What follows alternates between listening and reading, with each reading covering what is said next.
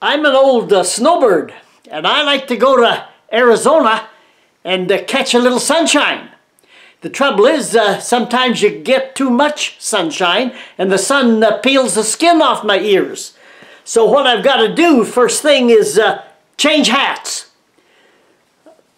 Got to trade that cap off for my hat that gives me a little shade on the ears.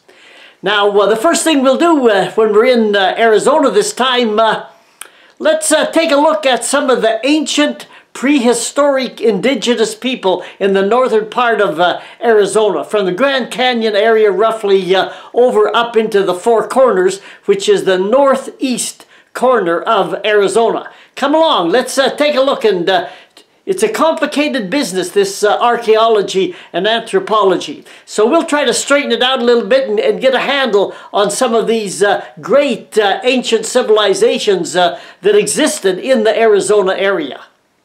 A lot of Arizona is a high desert country, as opposed to the other all-total sand desert like you see in the Sahara Desert or parts of California. And we described those differences in one of those travelogues we talked about when we were in Yuma. But the high desert here is not endless sand dunes. In fact, there is substantial plant growth in the high desert. We camped in the campgrounds like this one. Just be sure and don't step into a cactus because they're rather sharp. And don't step on one of these guys. The snakes tend to not like it so much. Watch where you're going and try to resist looking down and picking at some of these holes you see in the ground, because they sometimes have got tarantulas in them and other kind of sharp biting bugs that may or may not be poisonous.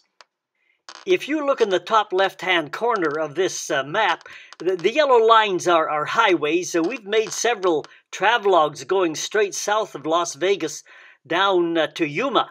But this time in this travelogue, let's head on a 45-degree angle over to the top part toward the Grand Canyon. And there's a great, small, manageable archaeological site that's very interesting along Highway 40, just south of the Grand Canyon. Just south of the Grand Canyon, near Flagstaff, is a great small canyon called Walnut Canyon, where an easy walk lets you see cave-type homes of ancient people. It's a scenic drive down into the canyon where an ancient Pueblan group called the Sinagua people lived. Most of these people had moved out of the canyon about the time that the Spanish first arrived in the area. It's a very pleasant and interesting walk along their homes built under the overhanging rock ledges. The Sinagua were part of the ancient Pueblan people who at one time inhabited much of northern Arizona and New Mexico. These photos from a nearby museum tell more about these ancient Pueblans. And of course, these pictures are based on archaeological research and an artist's impression of what life was like for these people. At one time, these ancient Pueblans were called Anasazi, and they built networks of canals to irrigate their crops. The canals were dug by hand, and their remains mark the earth today. You can see the various sizes of the canals. Their network of canals was longer than the current network of irrigation canals now in modern times. But again, the land was less dry and agriculture was a greater necessity. People had to grow crops to live, along with the small amount of hunting that they did. Once out of the steep canyon area like we're in here, there was room to build canals and do substantial irrigation and growing crops. And the main crop, of course, was maize or corn. The people who lived in these high rock ledges had to be very good at conserving water. They picked walnuts, fruit, and berries, and they grew maize, beans, and squash up on the flatter areas. The Sinagua traded their woven blankets and baskets for items like copper, salt, and seashells that came from as far away as the Gulf of Mexico and Central America. We just don't realize the extent of trade that was conducted by ancient prehistoric people in both South and North America. The dark stain on the rocks above was caused by smoke from ancient campfires. Stones that made the walls were glued together with mud. Why did the Sinagua leave? Was it drought? Did enemies drive them out? No one will never know. We'll never know for sure. They left behind over 80 cliff dwellings in the canyon. It was a major upheaval, but it is still enjoyable to see a million years in the rocks with a stroll along a paved pathway. It is a very short and manageable walk for the many tourists who are lucky enough, like us, who were lucky enough to find this rather small national monument. Let's just take a minute and step back and take a look at the bigger overall picture of these early indigenous groups of northern Arizona. It is quite confusing, really. There's several groups. They have been called by different names by anthropologists over the years. We're looking at different people in different places, and it can be kind of confusing. When I first drove through Arizona, I couldn't tell the difference, really, between one group, one anthropological or archaeological area and another. So let's just take a little broader perspective on this. Just looking at this is the Four Corners, it's called in the States, because it's Utah.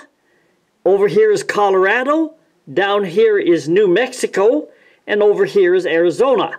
The water here is by Las Vegas, Hoover Dam. We did some travelogues on that area. So we're looking at this area here of northern Arizona mainly. And in the far prehistoric days, the main group that was there are called the Ancestral Pueblo. And we're going to look at their area in here. There were three major prehistoric groups down in this area, according to archaeologists and anthropologists. The Ancestral Pueblo was one of them. The other group down here in southern part of Arizona was called the Hohokam.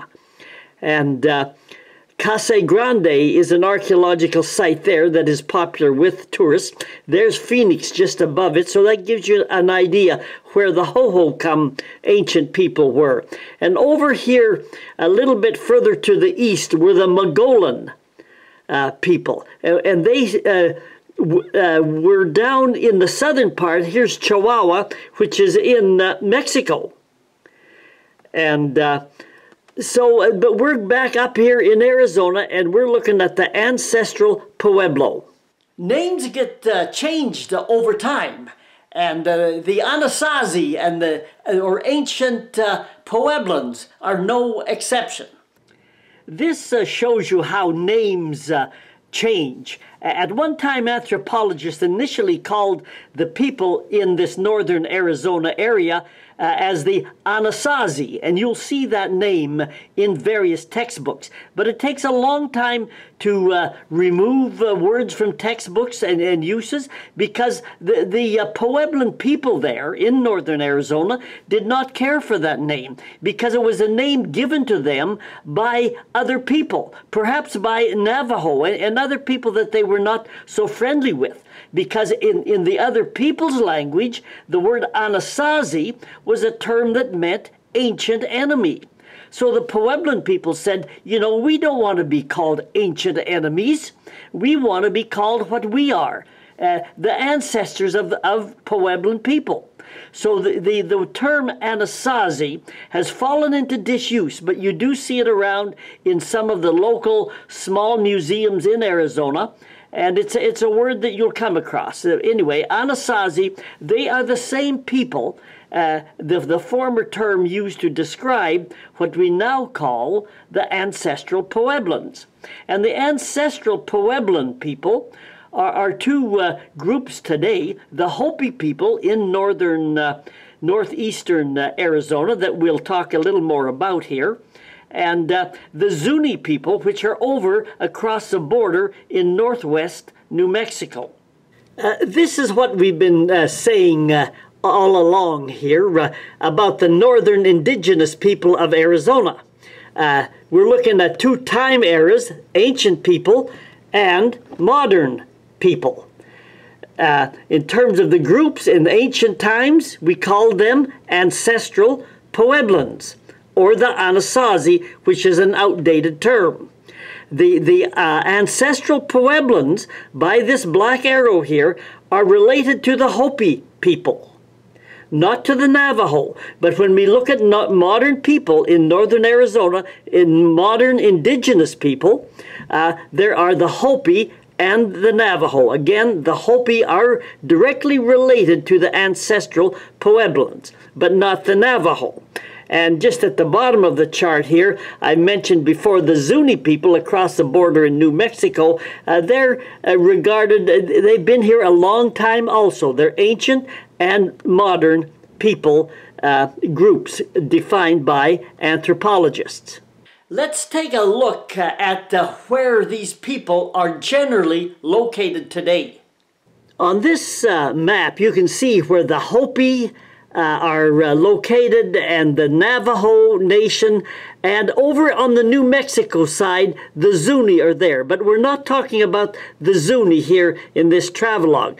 We're focusing on the Navajo and the Hopi. So if you go into the northeastern corner of Arizona, the white here is the Navajo Reservation, which I believe is the largest geographic reservation in the United States. And when they forced the indigenous people onto these reservations, they had to deal with the Hopi as well as the Navajo. And where did they place the Hopi reservation? As you can see with the arrow here, it is the little red circle right in the middle of the Navajo reservation. And it's another example of how the white man has been so insensitive in many occasions to the needs and the wishes of indigenous people. The Hopi and the Navajo, besides being culturally different, they have not always been on the friendliest of terms. There has been differences over the generations, and yet the Hopi reservation was placed right in the middle of the Navajo reservation. Now that we know where the Hopi and the Navajo people are basically located, let's take a look at some of the differences between the two groups. Let's compare the indigenous people, the early people of northern Arizona, the Hopi and the Navajo. So in terms of time, the Hopi existed in the area before the Navajo. And in terms of community, the Hopi lived in towns and villages, whereas the Navajo tended to live in smaller camp settings. In terms of their homes, the Hopi had their home have been called by anthropologists the Pueblo, which are substantial kinds of buildings, multi-level. They had to use ladders to get up into the higher levels of the Pueblo. In contrast, the Navajo lived in smaller domed houses called hogans. This is the smaller Navajo hogan. And this is the multi-story Pueblo that required ladders to get up into some of the rooms. Other comparisons can be made as well. In terms of language, the original language is related to Pueblan and Aztec amongst the Hopi. Whereas in contrast, amongst the Navajo, their language is categorized as a different language, Athabascan, which is related to the Athabascan languages of indigenous people in northern Canada. And I talked about that quite a bit in another travelogue in New Mexico when we talked about Canyon de Chelly and some of those places there. So you might look at that travelogue if you want to see some more detail about the language difference that occurred, or rather the language similarity that exists between the Navajo people of Arizona and some of the indigenous people of northern Canada. In terms of religion, the Hopi had a regular schedule of events, religious events. In contrast, the Navajo tended to be more spontaneous and less scheduled in their religious ceremonies that they held. The ceremonial places, a kiva is another term in anthropology you'll run across. It was a large building for ceremonial purposes. And the Hopi are the people who had kachina dolls, and I'll tell you about those a little later in the travelogue. The Navajo people, a lot of their religion occurred by chants by singers and curers who traveled around from Hogan to help people in their religious beliefs and understandings. The Hopi people are known for their kachina dolls, or spiritual figures that are made from the root of the cottonwood tree. And you can purchase these kachina dolls as souvenirs. The kachinas were nature spirit messengers between humans and the spirit world. Their ceremonies involved dancers and priests that maintained harmony between the people and their gods and animal spirits. You know, these kachinas remind me of my teddy bear when I was a child.